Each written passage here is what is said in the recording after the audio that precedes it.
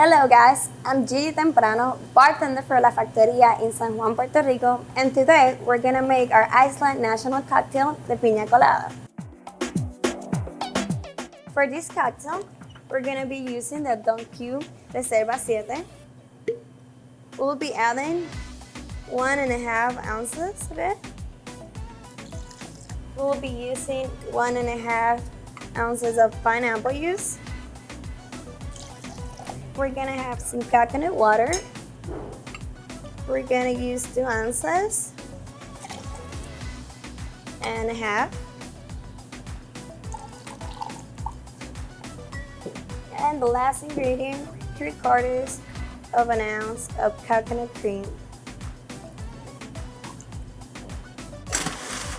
Instead of blending it, we're gonna shake it.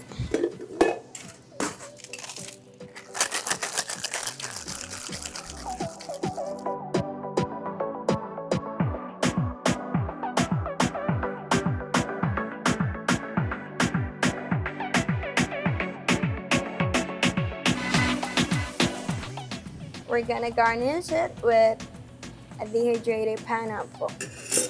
This is our handshaking piña colada from the Q Reserva 7.